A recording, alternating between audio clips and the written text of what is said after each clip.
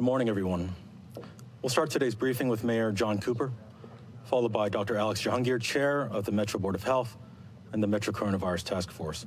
Joining us this morning are Dr. James Hildreth, President and CEO of Meharry Medical College, Dr. Tama Vandekar, Chief Medical Officer at HCA TriStar Health, Dr. Deanne Bullock, Chief Medical Officer at Nashville General Hospital, and Ariel Bozeman, pastor, community leader, and cousin of the late actor Chadwick Boseman. A pre-recorded video message from Senator Bill Frist, Chairman of Nashville Health, will be played following Dr. Hildreth's remarks. Also with us this morning to help answer your questions are Colin Reed, Chairman and CEO of Ryman Hospitality Properties, Director Chief William Swan of the Nashville Fire Department, and Dr. Michael Caldwell from the Metro Public Health Department. We'll begin now with Mayor John Cooper.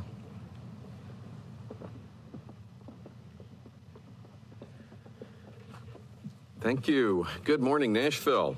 It is a pleasure and an honor to address you today from the stage of the historic Opry House, a world-famous landmark for country music fans for more than 46 years. Now, without having the words to call it that, the Grand Ole Opry here pioneered the virtual community among socially distanced fans of country music, extending the magic of the audience experience to millions. They did it here first through radio, then TV, and now the internet. And it knew how to touch our hearts without having to be physically in the same room. And it's been doing that since 1925, and a valuable lesson for our times today. Nashville and Davidson County is continuing to make steady progress with our COVID-19 response. And it will allow us to move to phase 3 of our roadmap for reopening Nashville on October the 1st. Today, Metro Public Health is reporting 105 new cases of COVID-19. Nashville's 7-day positivity rate is 4.1% today, a number that peaked at 17.1% on July the 9th. Our 7-day rate of new cases per 100,000 residents is 14.8, and that peaked at 64.7 per 100,000 residents on July the 13th.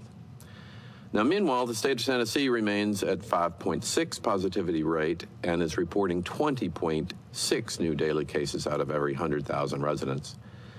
We should be so proud of ourselves because after being #1 worst, Davidson County is now 75th in state outbreak. As of yesterday, the top 5 Tennessee counties by rate of COVID-19 spread, which followed a different path to the pandemic, reported an average 22% positivity rate with 86 new daily cases per 100,000 people. This is much higher than Nashville's own numbers at the very height of the COVID-19 surge here beginning in June. Now, the progress in Tennessee has been helped by communities like Nashville and Memphis, and ones that made tough choices and continue to follow the science and the guidance of our public health experts. By protecting public health, we are protecting our economy. Confidence in safety is the most important requirement to an economic restart. And every public health decision over the past 6 months has been grounded in the data from our COVID-19 metrics, and it's backed by the experience and insight of our medical experts and carefully considered with the best interests of all Nashvillians in mind. The long-term economic success of our city is in everyone's interest, and we will continue to fight for Nashville's future as we prioritize the health and well-being of all of our residents. But beginning next week, on October 1st, we will enter phase 3 of our roadmap for reopening Nashville. Now, we are reopening as quickly as safe capacity happens. Several major changes will mark our advancement to phase 3. And these are events of up to 30% of capacity, or 500 people, with an approved plan from the Metro Public Health Department. Parties of up to 8 instead of 6 at all Davidson County restaurants. Tours of up to 25 individuals at museums. And all bars and restaurants, 100 patrons per floor with an additional 100 patrons at an outside location, such as patio or rooftop area with proper social distancing, up to 50% capacity.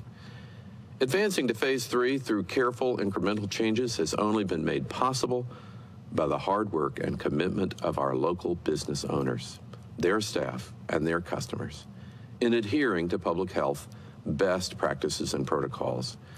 As we move to phase 3 of our roadmap, we must continue to proceed cautiously to protect both Nashville's reputation for safety and the promise of our economic reemergence.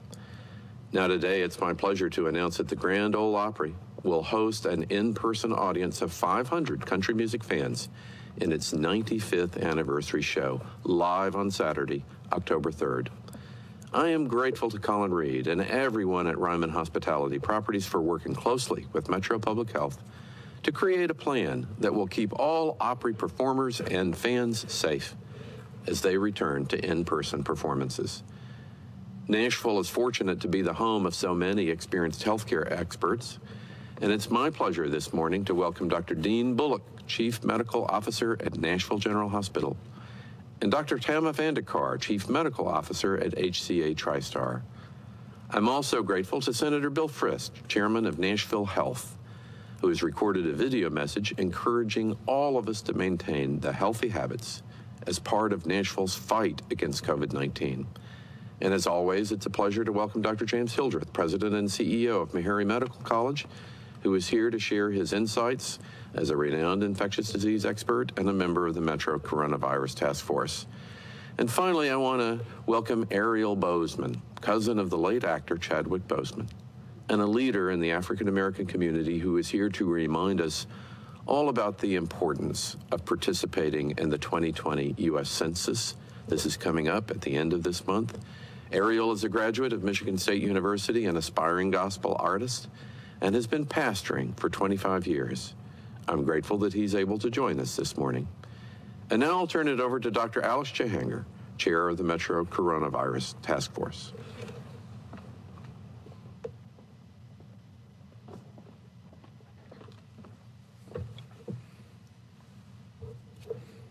Thank you, Mayor Cooper, and good morning, Nashville.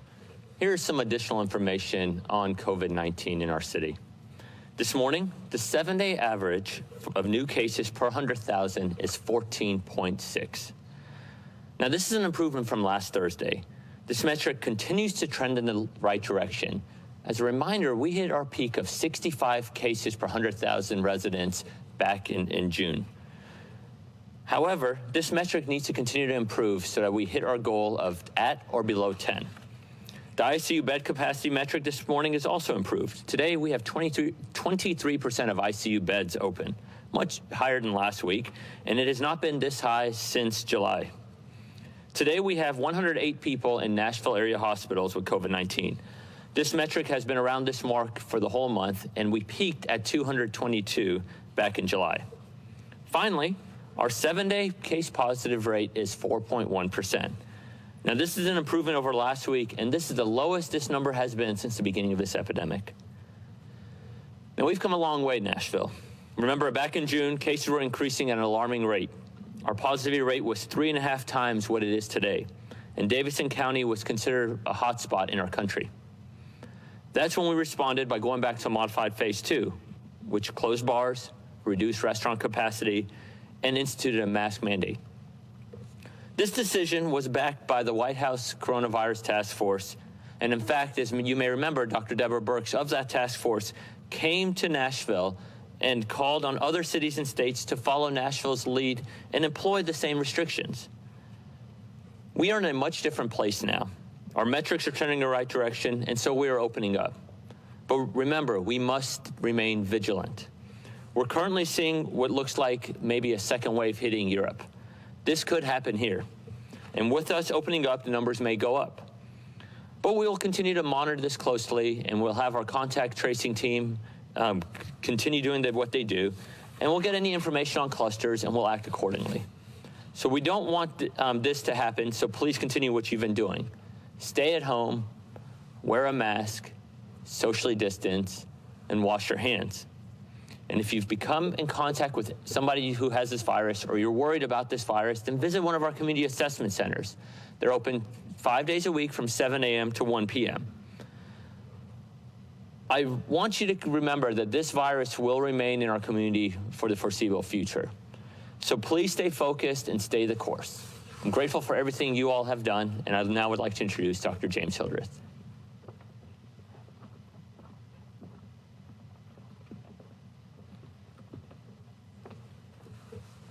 Good morning, Nashville.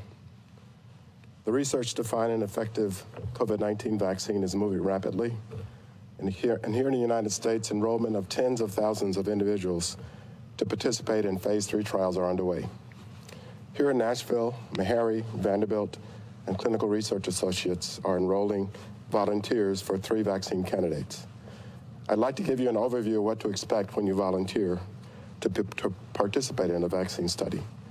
The studies will enroll male and female volunteers 18 years or older. When you sign up for a vaccine study, the enrolling physician will assess your current health and review your medical history. There are going to be some conditions that will preclude you from participating. These include a chronic medical condition that's not well controlled. It includes those who suffer from cancer or who are currently being treated with an immunosuppressive drug. And anyone who has an immunosuppressive or autoimmune disease will also be excluded. If you had a vaccine to flu or some other virus in the last 2 weeks, you will not be able to participate. So if you get a flu vaccine, you can participate, but you have to wait a little while before you can be part of the COVID-19 trials. If the enrolling physician feels that for any reason that being part of the trial would represent a risk to your health, that person may and will exclude you. So please understand that the enrolling physician has the final authority to enroll the person or not. Blood samples will be taken to establish the baseline of your immunity to the virus. You'll also be given a COVID-19 test to make sure you're not already infected with the virus. And in most cases, participants get compensated for their time. In most of the vaccine studies, you'll get 2 injections, one in your upper arm here, and then 21 to 28 days later, you get a second injection in the opposite arm. Now, some vaccines are designed to work with a single injection, but most of them will require 2 injections. You'll be followed for as long as 2 years to determine whether or not you become infected, and if you do become infected, how severe the disease will be that you get. And blood samples will be taken along the way to look at your components of your immune system, T cells and B cells, and part of that is to establish whether memory B cells and T cells have been generated. That is the whole point of the vaccine. Neither the physician nor the participant will know whether or not they received a placebo or the actual vaccine. This is called a double-blind study, and it's the gold standard for evaluating drugs and vaccines. In the studies, half or more of the participants, sometimes 60% or so, will get the actual vaccine. The rest of the participants get a placebo. And the goal will be to follow these individuals over time. And what you'd like to see is that those who got the vaccine candidate have far fewer infections than those who got the placebo.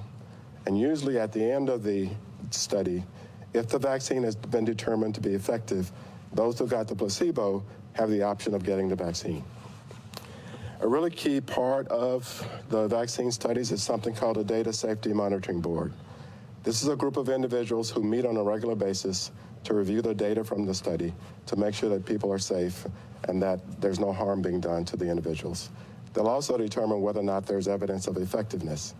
And in some drug trials, you actually stop the trial early for one of 2 reasons. Either there's harm being caused to the participants, or there's evidence that it's actually working, and you might want to stop it and give that to all of the participants.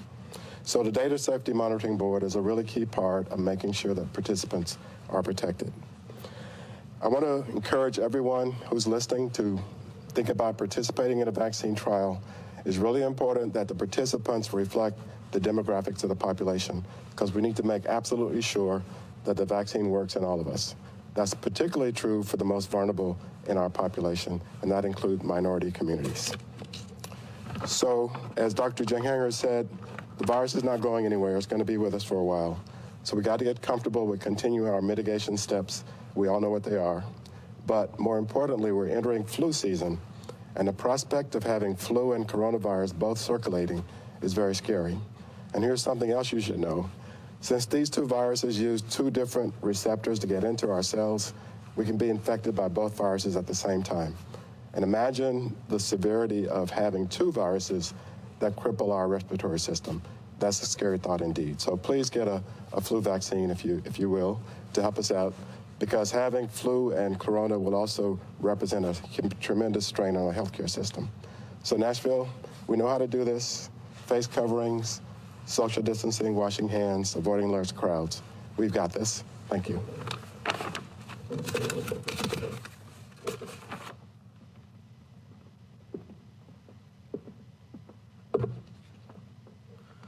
Thank you, Dr. Hildreth. And now a special video message from Senator Bill Frist, Chairman of Nashville Health. Good morning. We continue to be in the middle of a pandemic, and it will continue for months.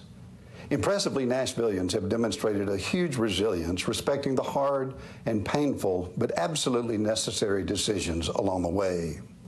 As individuals, we have masked and socially distanced, and that is paying off. Masking and social distancing has led to demonstrated control of the virus in our current phase 2, and that is why I confidently endorse the task force recommendations to move to phase 3. But fall is coming, and that increases our risk. We'll be indoors a lot more, and the seasonal flu makes diagnosis more difficult.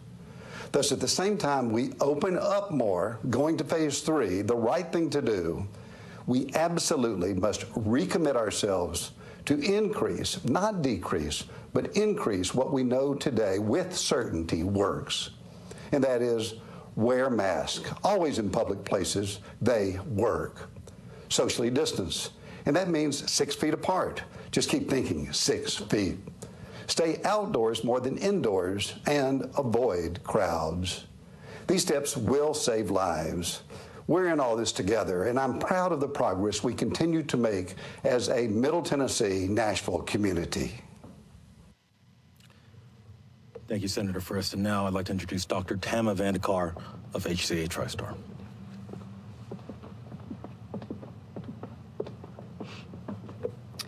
Good morning. The message that I have today is really one similar to Dr. Frist. It's one of resilience.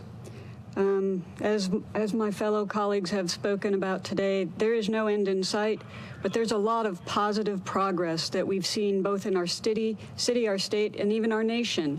As far as a healthcare system, HCA TriStar and all of our sister systems here, we are fully reopened. We are offering full services, not only for the emergent cases, but the very necessary and elective cases are ongoing. I would also add that we want to encourage all of you to seek medical attention when needed. The fear of COVID has caused some of our citizens, some of the people in Nashville to avoid coming to our hospitals or seeing their physicians when they have a medical condition, and it's causing them to have further complications. So just know the hospitals, your doctor's offices are safe, they're reopened. Please come back, please get seen, please take care of yourself, especially as flu season comes. But there are other great signs that there's forward progress going on that we can see. As a die-hard sports fan, we have our Titans, our Preds, Nashville Soccer Club season ticket holder, very excited to see these sports reopening. As you look across and you see how different sports have reopened, they look like they're doing it in a whole bunch of different ways. But if you look at how they reopened and how our hospitals reopened, it's actually the exact same common thread. It's the 3 W's. Wash your hands, wear a mask, watch your distancing. I want to really thank and commend our local city and state officials who've done incredible leadership during these unprecedented times for the greater good of all of us. I believe completely that we will get through this together. We follow these basic prevention tenets, and then we respect and care for each other. So thank you for this opportunity to have a moment to wish you all well today.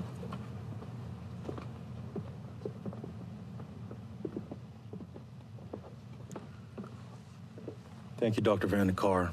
And now, Dr. Deanne Bullock, Chief Medical Officer at Nashville General.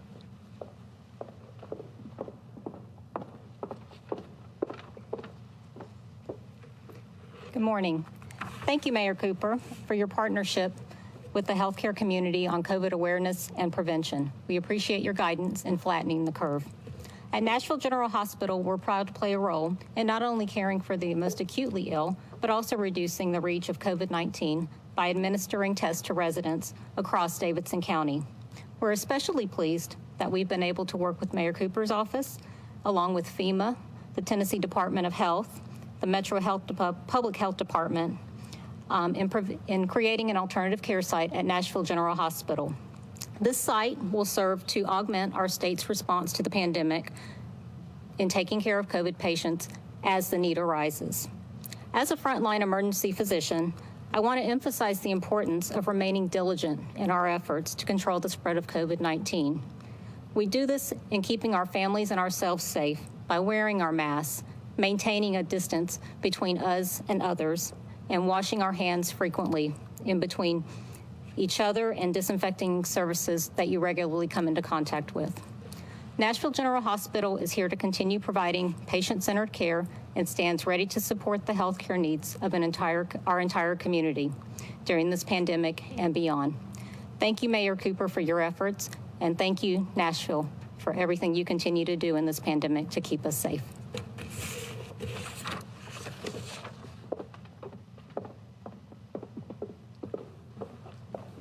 Thank you, Dr. Bullock. And once again, it's a pleasure to welcome pastor and community leader, Ariel Bozeman.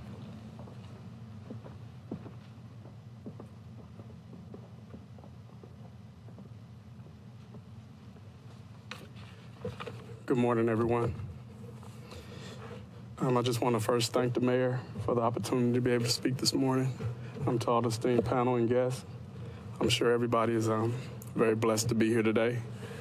I just want to make sure we focus today on our attention today on an issue that is very important to the city. We're talking about the census.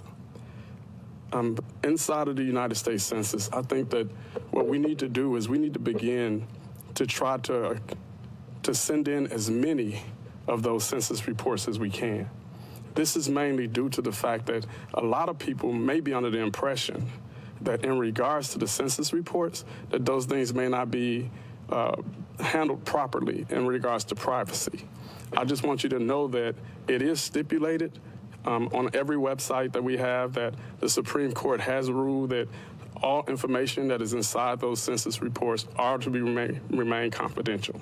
So we need to get those census reports in due to the fact that those things help us with our funding for the next 10 years, and it also helps us with our electorals. So we need to get as many people in if we want to be represented within Congress and inside different type of polls. I know inside of the city of Nashville, we're dealing with a lot of things right now. You know, we've had the COVID-19 and there's a lot of situations in regards to the city and the things that's going on today. So it's very important that we, as a whole people, begin to understand that we have to come together at this time. We cannot separate. We have to really bond together in order to make Nashville strong. So what we have to do is we have to begin to accept one another in spite of our differences. So with that being said, it is very important for us to understand that there are several neighborhoods within the city of Nashville who really need to start reporting their home censuses. There's different ways that you can get those numbers in. You can do it by mail. The easiest way probably would be to do it online. From what I've been told, it's a very good possibility that what you can do is you can actually go to the library and they will allow you to use the computers there in order to do the census. So there's no excuse for us not to be able to get those reports in.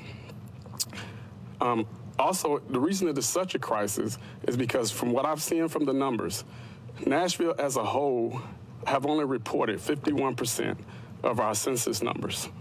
And that is extremely low for a city who is growing in the way that we are. So what we're going to need is everybody, like I said, to bond together, get the word out. There's going to be several events coming up. Try to make it to some of those events so that you can get even more of a clear understanding of what's going on inside of the city of Nashville. And with that being said, I'm going to excuse myself, and we're going to bring Chris on back up. And you guys have a blessed day.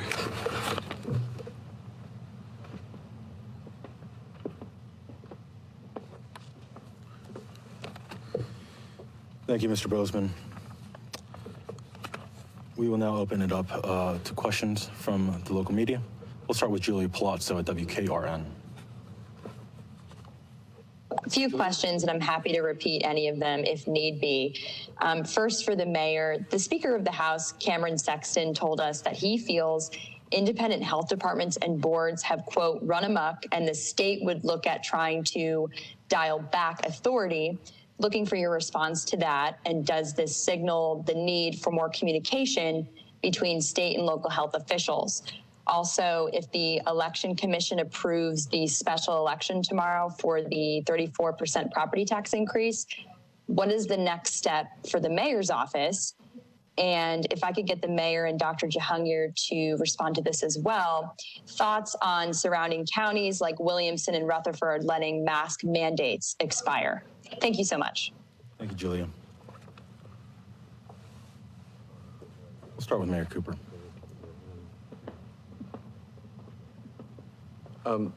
Thank you, Julia. For these questions, we'll get Dr. Alex to help answer some of them. In terms of the special election, of course, I think it's something that Nashvillians need to be deeply informed about. I think there is some general misinformation, and also want to remind citizens that this ballot referendum item is much more than just about the $6 tax increase. It does restructure how this local government would operate in kind of a California referendum style, and that has long-term consequences. Your first question about the speaker, of course, always there needs to be more information. I celebrate, and I think most people do, local government. I know the governor's view early on, of course, in this was that local governments are really how you best respond to challenges. It's at that level. It is kind of a principle of federalism, started with Thomas Jefferson, to have local governments do this. In Tennessee, this allowed a not one-size-fits-all approach, where cities which were most affected were able to be most responsive. And if you look at the data, the responsiveness by the large cities, particularly here in Nashville and in Memphis, has been very effective. And it's been effective in a way that did not challenge rural counties. And so I think we should value the nuanced response that has happened in Tennessee. Now, of course, in our county, we're going to worry about getting the disease back from neighboring counties. But were we right to respond the way we did? Yes, look at the data. Is having a localized response a social good? Absolutely, it is. And we need to move away from the general idea that to talk about support for local government and then not to do it. That has to be a principle that we observe, and in this path, we've been, very successful today. And we have a problem in Nashville that can't be stated too much. We have a big hospitality industry in this city that requires a national reputation for safety to come back and be fully successful. So Nashville developing a reputation for being very safe for a large city is fundamental to the success of the industry here. And we need for that to happen regardless of what happens in the rest of the state. Our airports need to bring people here who are happy to be here because they know we do it especially well. And we do it especially well. We really do it especially well with the guidance of an incredibly professional healthcare community. We're leadership for that too. We are in fact getting this done. So again, let me defer to Dr. Alex and the rest of your question. Julia, thank you. Listen, I'm chair of the Board of Health of Nashville. I am proud of the Board of Health. We were the first in our state, if not our region, to declare public health emergency, which then authorized our amazing Department of Public Health, over 700 employees, to do the many things that they have done, the tireless hours they've spent to make our city to a point that today we're announcing we're rolling into phase 3. If you, regarding the mask mandate, if you look at our website, the covid19.nashville.gov, there's a great chart on there that shows where our cases were, and when we instilled our mask mandate, within a month, our cases really started heading downward. So I am 100% on board to want to reopen the economy. And I think the best tool we have to our ability to do that right now is wearing a mask. So I think the two are not exclusive. I think a mask mandate is critical for a regional response. And so I encourage, mandate or not, that businesses continue encouraging individuals to wear masks. Follow the science. You'll notice that the mask mandates and the mask wearing have resulted in success. And I'm proud of everything that has happened in regards to that. So thank you. Thank you, Julia. Stacy Case at Fox 17. Good morning. Good morning. Thank you all for taking our questions today. This question is either for Dr. Caldwell or Dr. Jahangir, whichever one wants to answer. Has Nashville considered extracting prison cases from our new cases per 100,000 metric since they are quarantined on a prison campus? If not, why not? If we'd done that, we would have achieved the 10 per 100,000 threshold previously, and some other cities have done this. Thank you so much. Thank you. Dr. Jahangir. So these cases are still part of our city. I think internally, once we did that a week or two ago, just internally for my numbers, and I don't think it went down to 10. I think it went down by 1 or 2. And then more relevantly is in our 7-day average, I believe all of our correctional facilities, try to tell me if I'm wrong here, but I believe all of our correctional facility cases have now rolled out the 7-day average number. So what you're seeing now, I don't believe includes, being told that's correct. What you are seeing now, the number of 14.6, wherever we are today, does not include any new correctional facility cases, at least in a cluster. So there you go. Thank you.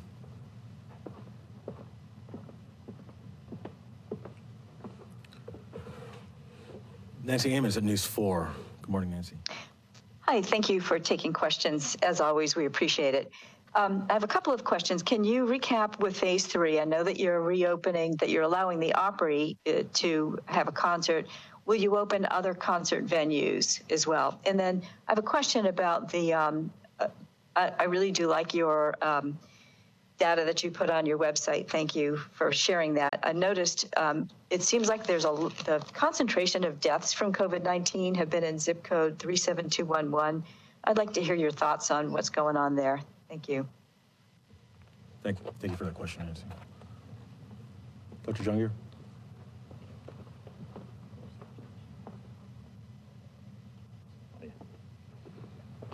Thank you, Nancy. In regards to other venues, so 30% of maximum capacity of event venue up to 500.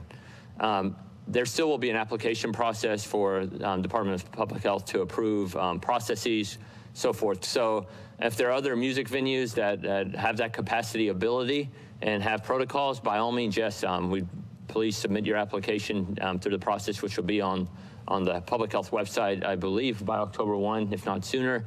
And yes, we'd love to welcome. Regarding your question around deaths, you know, I personally need to get a little bit more information on that and get back to you on that, and we'll make sure to do that. So I apologize, I don't have that answer off the top of my head here. Thank you.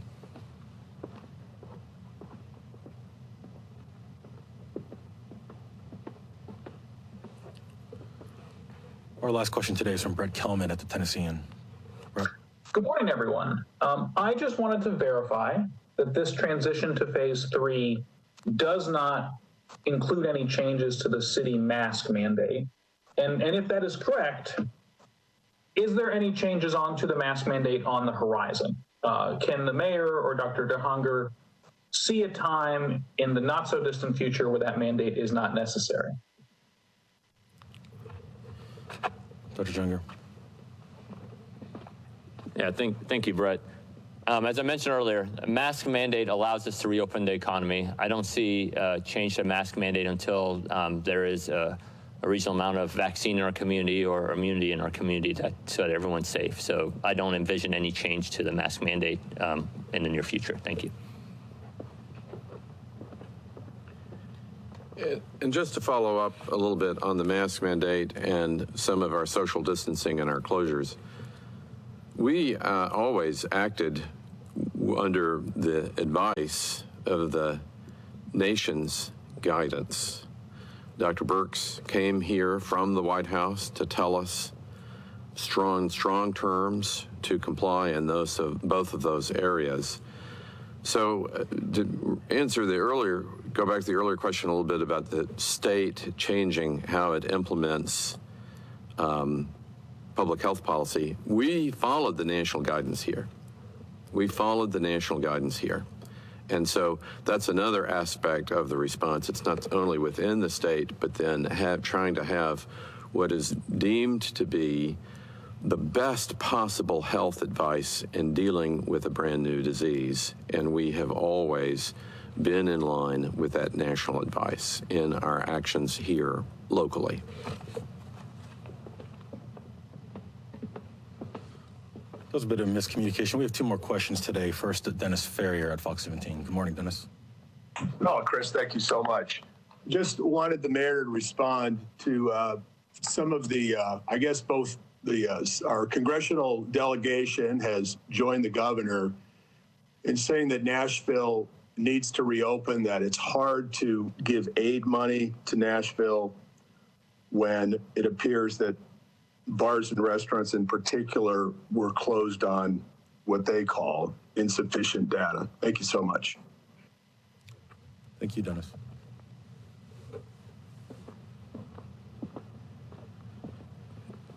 Thank you, Dennis, and Fox 17 for asking that question. Of course, we've always been transparent that with Dr. Birx's guidance from the country, that it was not insufficient data, it was an alarming trend that was responded to, and I think we can look back and say we responded to it and have been very successful.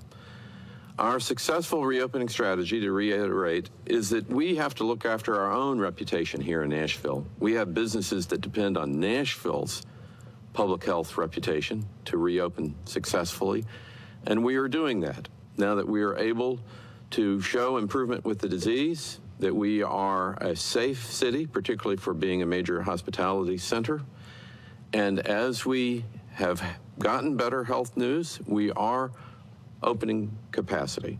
And we should celebrate every Nashvillian's hard work in getting that done. We had a lot of potential super spreading events. There was a lot of danger and risk. We were the #1 worst county in the state.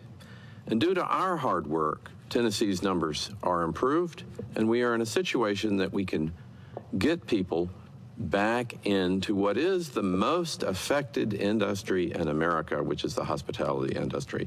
We have a lot of that in Nashville, so Nashville is going to be affected. To restart that industry requires public confidence. And I think we're in a position of public confidence today to go forward. We don't know what the future will hold, but this is what responsibility is in a new disease pandemic situation for a city. And in every case, we are transparent in navigating all of these challenges. We've always been consistent with the national response. I think there's a question as to why is the state not consistent with the national response, much more than why is this county not consistent with the other counties. But it's a blessing here that we did respond, and Nashville's leadership in doing this, though hard, is necessary for a successful restart.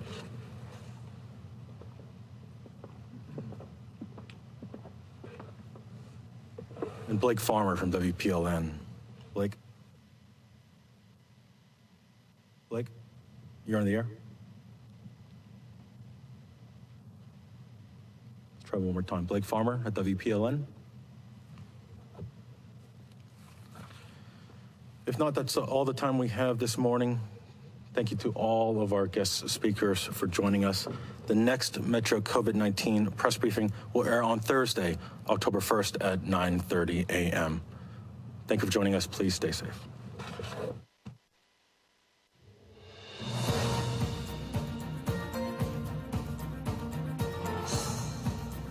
This has been a service of the Metro Nashville Network. If you would like to see this presentation again, or for more information about this and other programs, visit nashville.org.